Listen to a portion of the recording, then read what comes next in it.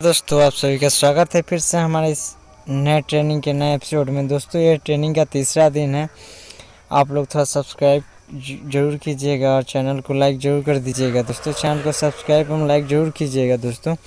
तो चलिए हम लोग अब ट्रेनिंग स्टार्ट करते हैं। दोस्तों आज हम जिस टॉपिक पे बात करने वाले हैं दोस्तों, मुर्गियों के जो है दाने से जुड़ी हुई बातें हैं। दोस्तों आपको स्क्रीन पर देखिए मैंने चला दिया है। दोस्तों अगर आपको एक दिन का बच्चा लाते हैं यानी 0 से 10 दिन तक के चूजे को, आपको बॉयलर हो या देसी हो दोनों को एक ही चलता है, वो उसका उस दाने का नाम रहता है प्री स्टार्टर, ठीक है। और उसके बाद से 11 से 20 दिन के बच्चा जब हो जाता है, बॉयलर हो या देसी हो, तो आपको उसको स्टार्टर चला सकते हैं। लेकिन यहाँ तक जो फार्मूला है आपको देसी में, वो आपको 100 मुर्गियों पे मतलब एक बोरी प्री चलाना ही चलाना है, ठीक है। और दोस्तों जब फिर से अगर आपके पास बॉयलर है देसी है तो 25 दिन के बाद से ग्रोवर चलाइए। अगर आपके पास से बॉयलर है तो 11 से 20 दिन तक आप स्टार्टर चला सकते हैं। उसके बाद से आप फिनिशर यूज कर सकते हैं दोस्तों। तो चलिए फिर हम आगे की और जानकारी आप लोग को बता दें। मुर्गी के जो फीड के बारे में बात करते हैं आप लोग को। अगर आप प्री चलाते हैं तो 0 से 500 ग्राम प्री चला सकते हैं। और स्टार्टर मतलब आधे केजी के हिसाब से आप प्री चला दे सकते हैं उन लोगों को, मुर्गियों को। और स्टार्टर जो है 600 ग्राम, जबकि बॉयलर में 1 केजी के हिसाब से दिया जाता है। स्टार्टर आप 600 ग्राम चला सकते हैं 1 केजी। और फिनिशर आप चला सकते हैं। लेकिन दोस्तों ये सब मत चलाइएगा, आप ग्रोवर ही चलाइएगा। और ये लिखते चलिएगा है कि जो मुर्गियों को लगने वाली कुल लागत में से 75% लागत सिर्फ फीड की होती है, इसलिए पोल्ट्री फीड का इस्तेमाल ध्यान देकर करें। तथा दोस्तों अगर आप देसी करते हैं तो इसके मतलब फीड मैनेजमेंट के लिए आजोला हो गया और ये नेपियर हो गया, सुपर नेपियर हो गया, ये सब लगा सकते हैं। और ये बरसीम हो गया, ये सब लगा सकते हैं मुर्गियों को खाने के लिए। और हाइप्रोटेनिक के माध्यम से आप मक्के को जमा कर उनको अच्छे तरीके से आप इसको खिला सकते हैं।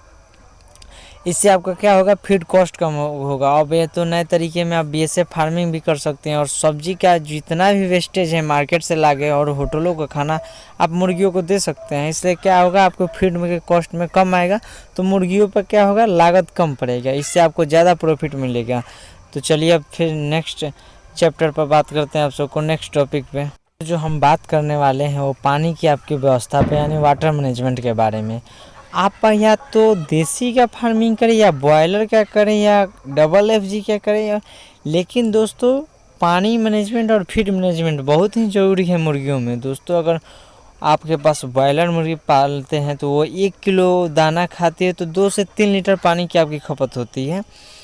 और देखिए दोस्तों गर्मियों में पानी की जो खपत होती है दुगनी हो जाती है और ठंडियों में कम हो जाती है। दोस्तों इसमें देखिए पूरा लिखा गया, आप इसको लिखते चलिएगा। अगर आप लोग को ट्रेनिंग का पूरा PDF चाहिए, e-बुक चाहिए, उसमें सारे मुर्गियों के बारे में बताया गया है, वो आपको हमारे डिस्क्रिप्शन में नंबर है, उस पर आप व्हाट्सअप कर सकते हैं। और उसका 50 रुपया मात्र पेमेंट है, वो करके आप ले सकते हैं। और लिखते चलिएगा, ये पूरी जानकारी आपको तो कितना बताया जाए दोस्तों।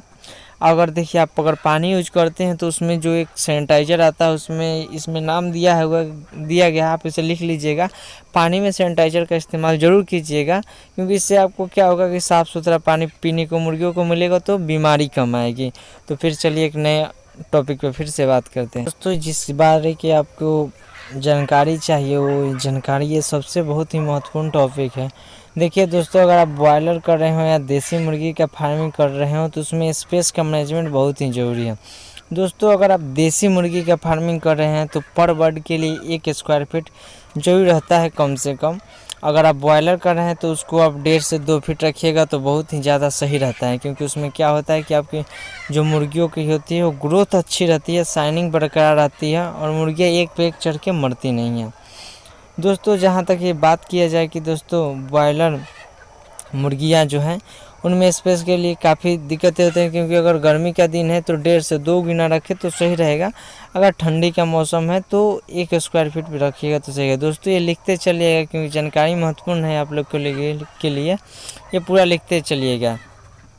दोस्तों देखिए अगर आप बॉयलर मुर्गी का पालन कर रहे हैं तो अगर बच्चा 0 से 7 दिन का है तो यानी 3 चूजे के लिए 1 स्क्वायर फीट चाहिए।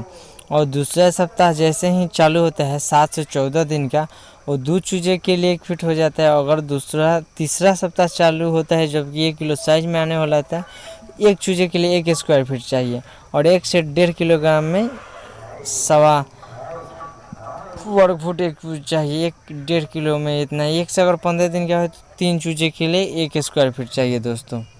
अगर देखिए दोस्तों, अगर आप देसी मुर्गी का पालन कर रहे हैं, देसी मुर्गी में भी अब अगर आप सोनाली मुर्गी का पालन कर रहे हैं या डबल FG कड़कनाथ हो गया, क्वाइलर हो गया, तो दोस्तों उनको को ये तो पता नहीं, लेकिन सोनाली मुर्गी में अगर आपका चूजा 1 से 15 दिन तक है तो 1 स्क्वायर फीट में उनको 3 चूजे रहते हैं। 1 स्क्वायर फीट में 3 चूजे एडजस्ट हो जाते हैं।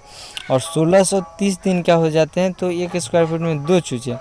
और 30 दिन के आगे जब मुर्गा बेचने तक की बारी आती है तो 1 मुर्गे के लिए 1 स्क्वायर फीट ज़रूरी होती है।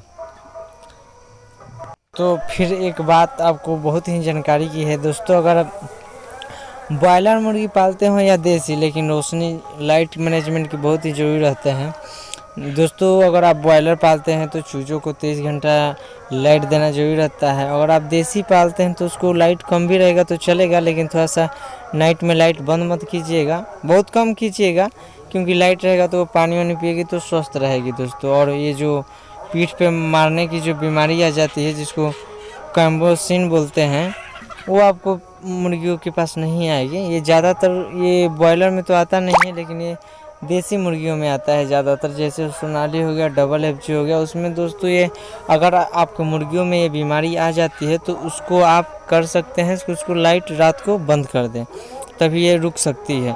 और उसके बारे में आगे में देखिए, इसमें पूरा लिखा गया है कि कितना लाइट देना है और आपको कब कब देना है दोस्तों। इस माध्यम से आप करते हैं तो ये जो बीमारी आती है देसी मुर्गियों में कैंडेबिलियम की, जो एक दूसरे को चोंच मारते हैं पीठ पर, पूंछ पे, आसपास में आपस में जख्मी हो जाते हैं, ये बीमारी आपको मुर्गियों में नहीं आएगी दोस्तों। इसको आप लिखते चलिएगा। अगर आपको ट्रेनिंग का ये PDF चाहिए तो आप हमारे दिए गए नंबर पर डिस्क्रिप्शन में आप मैसेज कर सकते हैं, ये आपको मिल जाएगा। अगर आप चैनल पर नए हो तो चैनल को ज़रूर सब्सक्राइब कीजिएगा और इसके आगे और बाद वाला पार्ट आप ज़रूर देखिए। अगर आप दोस्तों अगर रात में लाइट बंद करते हैं तो अगर देसी मुर्गी है, बॉयलर में तो लाइट बंद नहीं कीजिएगा। अगर रात में लाइट बंद करते हैं तो उन मुर्गियों का वजन कम से कम आधे kg का यानी 500 ग्राम का होना चाहिए दोस्तों। देसी मुर्गियों को जब लिप कटिंग करते समय आपको लाइट बंद कर देना है। जब देसी मुर्गियों का दोस्तों जब उसका जो होता है ये चोंच होता है, उसको कटिंग को हम लोग लिप कटिंग बोलते हैं।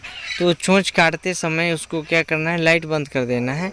और ये जब भी चोंच काटिएगा तो ये रात के अंधेरे में ही काटिएगा। और मुर्गियों को सीलिंग रात में लाइट बंद करके ही कीजिए। अगर आप मुर्गी बेचते हैं तो ये रात में लाइट बंद करके ही कीजिए। देखिए दोस्तों, लाइट बंद किए बिना अगर आप मुर्गियों को पकड़ते हो तो बाकी की सारी मुर्गियाँ जो क्या होती है वो डर जाती है और काफ़ी ज़्यादा स्ट्रेस में भी आ जाती है, जिससे ये कारण आ सकता है कि मुर्गियों एक दूसरे में मारकर जख्मी करने लगते हैं। बाद बची बाकी मुर्गियों को 2 से 3 दिन फीड को तो खाती है, लेकिन वज़न ना के बराबर बढ़ाती है, जिससे आपका प्रोडक्शन कॉस्ट बढ़ जाएगा और आपको नुकसान भी होगा।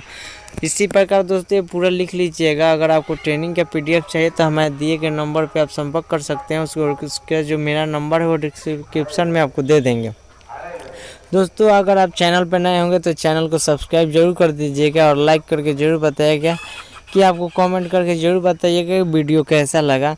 तो फिर दोस्तों मिलते हैं एक नए वीडियो में नए जानकारी के साथ। तब तक के लिए धन्यवाद। और आगे ऐसे बहुत सारी वीडियो आती रहेगी आप लोगों के लिए। आप हमारे चैनल को सब्सक्राइब जरूर कर लीजिएगा और बेल आइकन का घंटा दबा दीजिएगा कि अगर कोई भी वीडियो हम पोस्ट करते हैं तो आपको सबसे पहले मिले। तब तक के लिए नमस्कार, जय हिंद, जय भारत।